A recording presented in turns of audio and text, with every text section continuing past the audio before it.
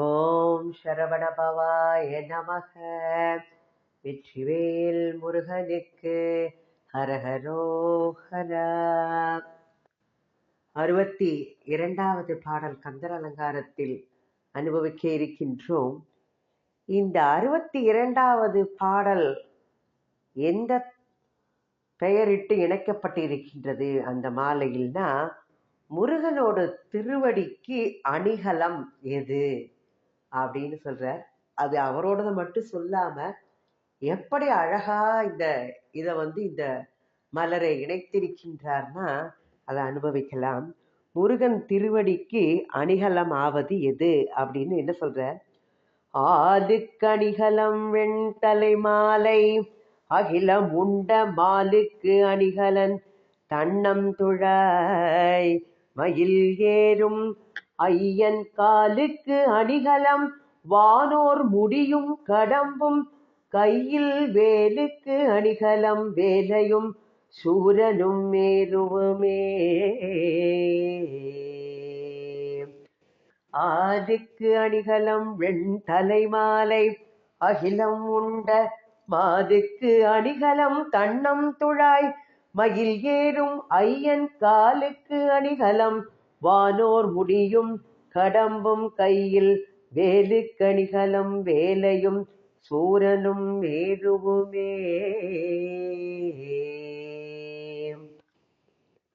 ஆளுக்கு அணிகலம் வெண்தலை மாலை, அகிலமுண்ட மாலுக்கு அணிகலம் தன்னம் துழாய், மயிலேறும் ஐயன் காலுக்கு அணிகலம் வானோர் முடியும் கடம்பும், கையில் வேலுக்கு அணிகலம் வேலையும் சூரனும் மேருவுமே.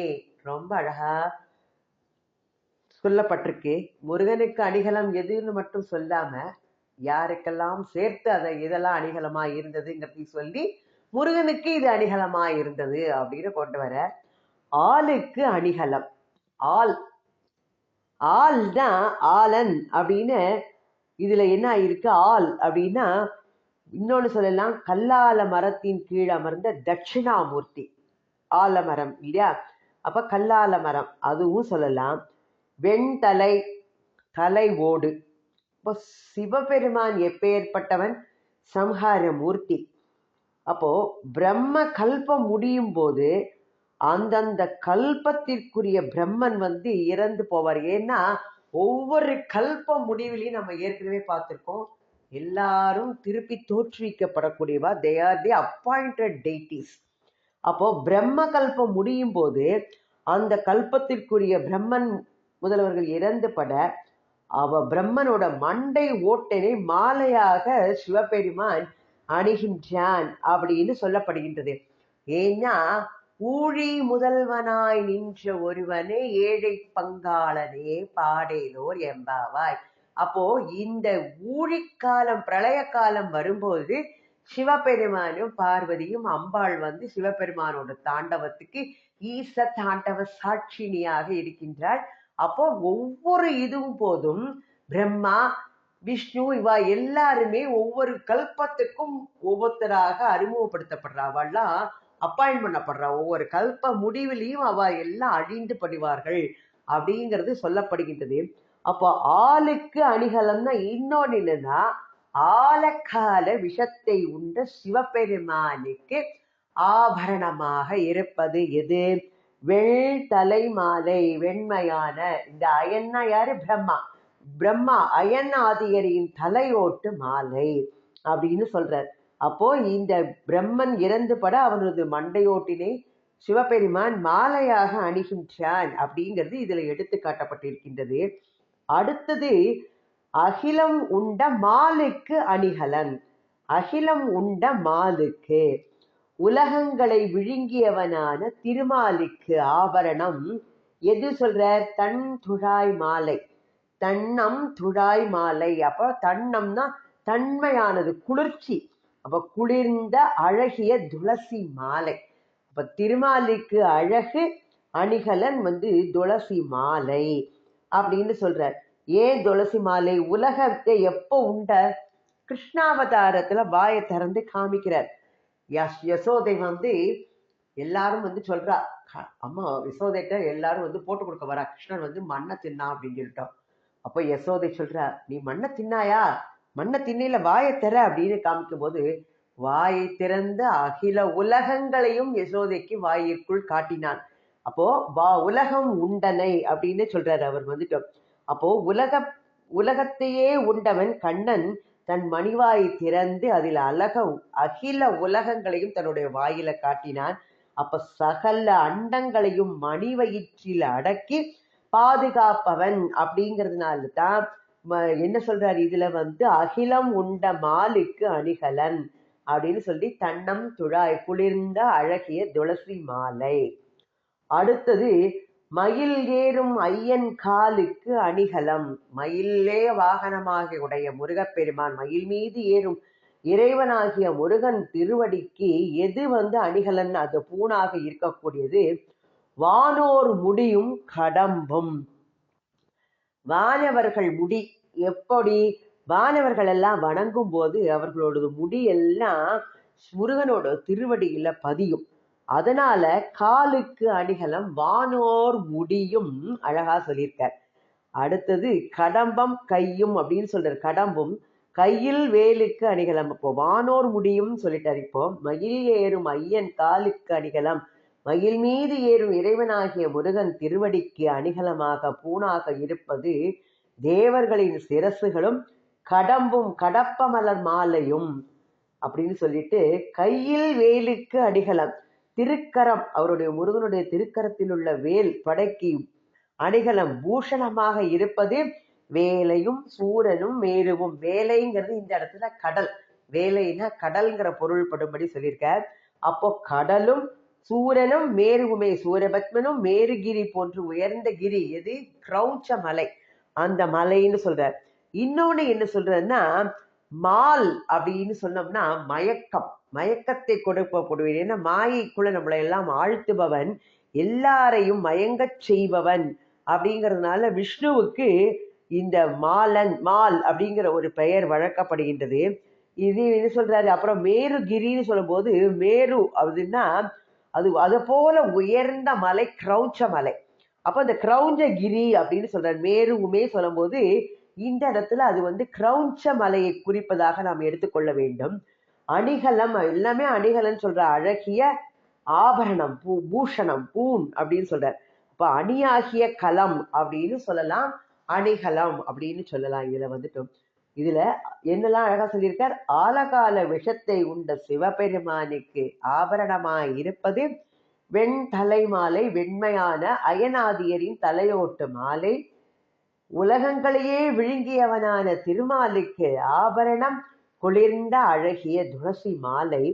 மயில் மீது ஏறும் இறைவனாகிய முருகன் திருவடிக்கு அணிகலம் பூணாக இருப்பது தேவர்களின் சிரசுகளும் கடப்ப மலர் மாலையும்.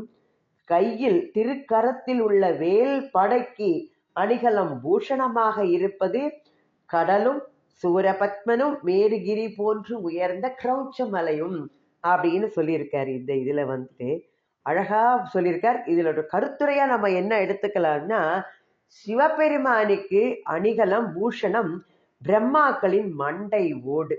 அந்த ஒவ்வொரு கல்பத்திலையும் ஒரு பிரம்மா இருக்கும்போது அவளுடைய அயனாதியரின் மண்டை ஓடு அப்படிங்கிறார். அப்போ சிவபிரானுக்கு பூஷணம் பிரம்மாக்களின் மண்டை ஓடு, கண்ணனுக்கு பூஷணம் துழாய் மாலை, துளசி மாலை. முருகனுடைய திருவடிக்கு அணிகலன் தேவர்கள் சிரசு சென்னிகளும் கடப்ப மலர் மாலைகளும். வேலுக்கு அணிகலம் கடலும் சூரபதுமனும் கிரௌச்ச மலையும் அப்படின்னு சொல்லியிருக்காரு. என்ன அழகா இருக்கு இது. இவருடைய அணிகலன் சொல்லாம அவர்களோடெல்லாம் சொல்லி முருகப்பெருமானுக்கு இதெல்லாம் அணிகலமாக இருக்கின்றதுன்னு ரொம்ப அழகா இந்த பாடல்ல அருணகிரி நமக்கு எடுத்துரைத்திருக்கின்றார். அடுத்தது 63வது பாடல். அதை எப்படி இணைக்கப்பட்டிருக்கின்றனா, குருநாதனை தொழும் அன்பு பொய்க்காது அப்படின்னு சொல்றார். குருநாதன் யாரு? முருகப்பெருமான். குருவாய் வருவாய் அருள்வாய் குகனே, உருவாய் அருவாய் உளதாய் இலதாய் மறுவாய் மலராய் மணியாய் ஒளியாய் கருவாய் உயிராய் கதியாய் விதியாய் குருவாய் வருவாய் அருள்வாய் குகனே அப்படின்னு சொல்றாரு. அப்ப குருநாதனை தொழும் அன்பு என்றைக்குமே பொய்த்து போகாது அப்படின்னு சொல்றாரு. அவரை வணங்கினால் என்றும் உனக்கு எல்லாம் நல்லது நடக்கும். இதுல எப்படி அழகா இந்த மலர் இணைக்கப்பட்டிருக்கின்றது. குருநாதனை தொழும் அன்பு பொய்க்காது அப்படின்னு. பாதி திருவுரு பச்சென்றவர்க்கு தன் பாவனையை போதித்த நாதனை போர்வேலனை சென்று போற்றி உய்ய சோதித்த மெய்யன்பு பொய்யோ வழுது தொழுது உருகி சாதித்த புத்தி வந்தெங்கே எனக்கு இங்கன் சந்தித்ததே. பாதி திருவுரு பச்சென்றவர்க்கு தன் பாவனையை போதித்த நாதனை போர்வேலனை சென்று போற்றி உய்ய சோதித்தமை அன்பு பொய்யோ வழுது தொழுது உருகி சாதித்த புத்தி வந்தெங்கே எனக்கு இங்கன் சந்தித்ததே. பாதி திரு உரு பச்சென்றவர்க்கு,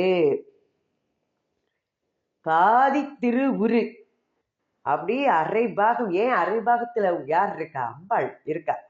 பாதி திருவுரு பச்சை என்ற அவர்க்கு தன் பாவனையை போதித்த நாதனை, அழகு உபதேசம் செய்தவர் அழகா சொல்லியிருக்கார். தன் பாவனையை போதித்த நாதனை போர்வேலனை சென்று போற்றி உய்ய சோதித்த மெய்யன்பு பொய்யோ வழுது தொழுது உருகி சாதித்த புத்தி வந்து எங்கே எனக்கு இங்கன் சந்தித்ததுவே அப்படின்னு சொல்றார். இவர் பாதி திரு உரு பச்சென்றவர்க்கு, பாதி திரு உரு அரை பாகத்திய அழகிய உருவம் பச்சென்றவர்க்கு பச்சென்று உள்ளவனாகிய சிவபெருமானுக்கு தன் பாவனையை போதித்த நாதன் யாரே? தனது ஞான கருத்தினை போதித்த நாதன், உபதேசித்த இறைவனாகிய குருபரன் சுவாமிநாதன். சுவாமி மலையில தந்தைக்கு உபதேசம் செய்த தனையன் எப்பேற்பட்டவனாக இருக்கின்றான். அப்போ தன்னுடைய ஞான கருத்தினை உபதேசித்த இறைவனாகிய குருபரனை போர்வேலனை, போர் செய்வதற்குரிய வேற்படையை தன்னுடைய கையில் தரித்த முருகப்பெருமானை சென்று போற்றி உய்ய சோதித்த. அப்ப சென்று போற்றிட அவன் முன் போய் அவனை துதித்து உய்ய, போற்றி உய்ய பிழைக்க சோதித்த மெய்யன்பு பொய்யோ, நான் அதை பரிசோதித்த உண்மையான என்னுடைய அன்பு பொய்மையாகுமோ? அழுது தொழுது, அழுது வணங்கி உருகி மனம் கரைந்து சாதித்த புத்தி வந்து அறிவி வந்து எங்கே எனக்கு இங்கன் சந்தித்தது, எந்த இடத்தினில் எனக்கு இத்தன்மையாக சேர்ந்தது நேர்ந்தது அப்படின்னு சொல்றார். இவர் முருகப்பெருமான் சொல்ற அரை பாகத்திய அழகிய உருவம் பச்சென்று உள்ளவனாகிய சிவபெருமானுக்கு தனது ஞான கருத்தினை உபதேசித்த இறைவனாகிய குருபரனை போர் செய்வதற்குரிய வேல் படையை உடைய முருகப்பெருமானை அவன் முன் போய் துதித்து பிழைக்க பரிசோதித்த உண்மையான அன்பு பொய்மையாகுமோ? அழுது வணங்கி மனம் கரைந்து அறிவு வந்து எந்த இடத்தினில் எனக்கு இத்தன்மையாக நேர்ந்தது அப்படின்னு அருணகிரியார் தன்னை கேட்டுக்கிறார். இதனோட சிவபெருமானுடைய இடபாகத்தில் யார் இருக்கா? அரை பாகத்தில் சிவசக்தியா யுக்தோ யதி பவதி சக்தக பிரபவித்தும். சிவபெருமான் எப்படிப்பட்டவர்? அர்த்தநாரீஸ்வரராக ஒரு பாதி தன்னுடைய மனைவிக்கு இடப்பாகத்தை கொடுத்து வலப்பாகத்தை உடையவன். அப்ப இடப்பாகத்தில் சிவபெருமானின் இடப்பாகத்தில் அரை பங்கு இருப்பவள் பச்சென்று இருப்பவள் யாரு? பசிய கொடி போன்று இருப்பவளான உமாதேவி இருப்பதனால் பாதி திருவுரு பச்சென்றவர் அப்படின்னு சிவபெருமான் சொல்றார். அம்பாள் பாதி உடலை எடுத்துட்டு பசுமை நிறத்தோடு அங்க இருக்காளாம். அதனால பாதி திருவுரு பச்சென்றவர் அப்படின்னு சிவபெருமான் சொல்றார். ஏன்னா பிரணவத்தோடு உட்பொருள் தான் தன் பாவனை. அப்படின்னு சொல்றார். என்ன சொல்லியிருக்கார் அதுல? தன் பாவனை போதித்த அப்படின்னு சொல்றார். போர் வேலனை சென்று போற்றி உய்ய சோதித்த மெய்யன்பு பொய்யோ அப்படின்னு சொல்லியிருக்கார். பாதி திருவுரு பற்றென்று அவருக்கு தன் பாவனையை போதித்த நாதனை போர் வேலனை அப்படின்னு சொல்றார். அப்போ அந்த கருத்திலே உபதேசம் செய்த முருகப்பெருமான் அப்படின்னு இதுல அழகா சொல்லிட்டு இருக்கார். அப்போ தன் பாவனை பிரணவத்தின் ஓம் என்ற பிரணவத்தோடு உட்பொருளை உரைத்தவர் முருகப்பெருமான் சிவபெருமானுக்கு குருவாக இருந்து உபதேசம் செய்தவர். அப்போ முருகனிடத்தில் அன்பு எப்படி இப்படி வந்தது அப்படின்னு அவர் தன்னை எப்படி சந்தித்ததுவே, எனக்கு எப்படி இப்படி இந்த அன்பு பூண்டது எவ்விதம் அப்படின்னு தம்மையே அவர் வியக்கின்றார் அருணகிரியார்.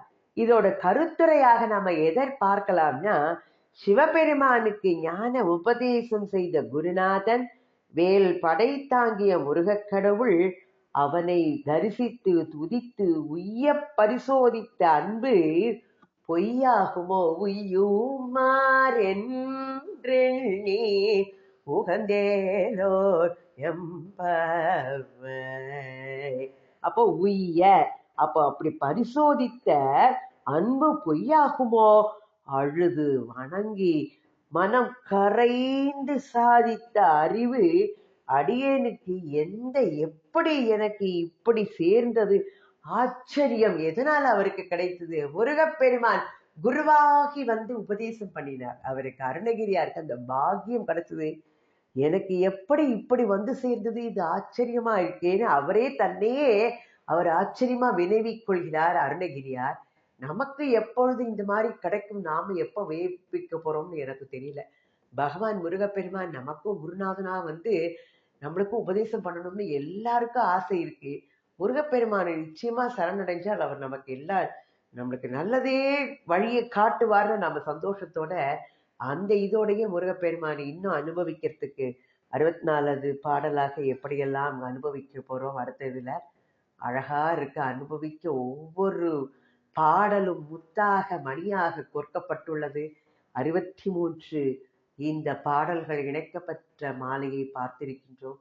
நம் மீதம் இருக்கின்ற ஒரு 47 55 பாடல்கள் இருக்கின்றது. இன்னும் கிட்டத்தட்ட பார்த்துட்டோம். நிறைய 63 அனுபவிச்சுட்டு இன்னும் ஒரு 55 வந்துடுதுன்னா நமக்கு வந்து இல்லை, இன்னும் ஒரு 45 அனுபவிச்சோம்னா நம்மளுக்கு 108 பாடல்கள் வந்து பூர்த்தியாக கிடைக்கும். 63 அனுபவிக்க கொடுத்த பகவான் இன்னும் ஒரு 45 பாடல்களையும் நமக்கு நிச்சயமாக நல்ல முறையில் அனுபவிக்க அவனுடைய அருளை நமக்கு வணங்கட்டும் என்று வேண்டி முருகா சரணம், முருகா சரணம், முருகா சரணம்.